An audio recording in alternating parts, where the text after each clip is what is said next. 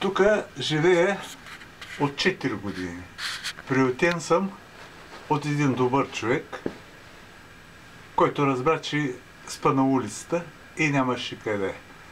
Прибрама 4 зими карам без отопление, защото не ми е съвестно да включвам електричество, след като нямам нито наем плащам, нито това тока го посреща той. Няма тоалетна, влага и нанесох се с намерението, доброто намерение, че ще имам работа, ще намеря работа и ще изляза от тук да заживея нормален живот. Не беше една година, не беше 2, не беше 3, на 60 години станах. Няма. Вземате телефонния номер и още чакам да се обадят.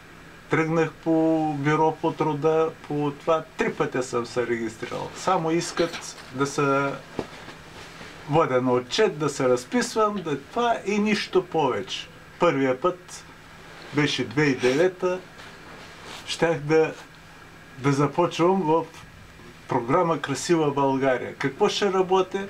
Ами то да стане до там, да допреше това.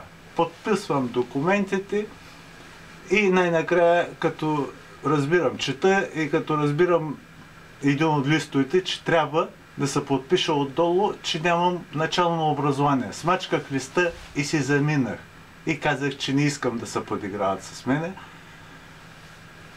Тръгнах по институциите, по социални грижи, при заместник кметове, при общински председател на общински съвет, при кмета съм ходил, при това и всеки ме прехвърля, иди тук, иди там и така вървят нещата. Нито пенсия, нито нищо.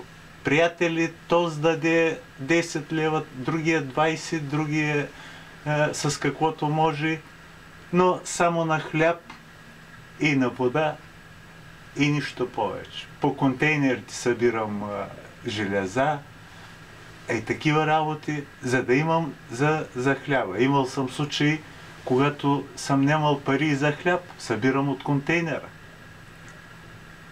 И най-грозният случай, който ми беше миналата година, тук, чакай се. Ето човека в какви условия живее. Това му е леглото.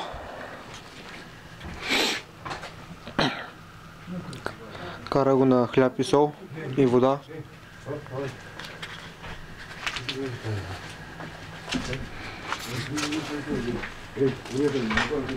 Така от влагата гъби са излезли.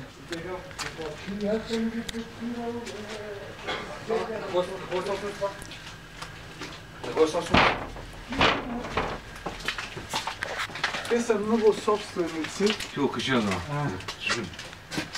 Той се събори както успях. Може ли човек в 21 век да живее като животно? На какво прилича това? Не ги ли срам тези, които стояха в парламента 23 години, които коват законите в България? По този начин ние да живеем?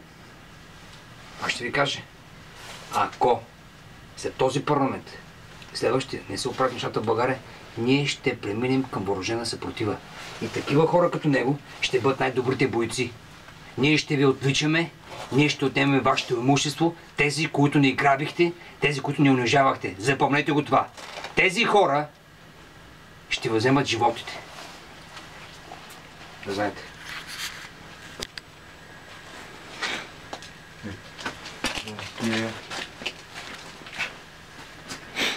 Онен ден получих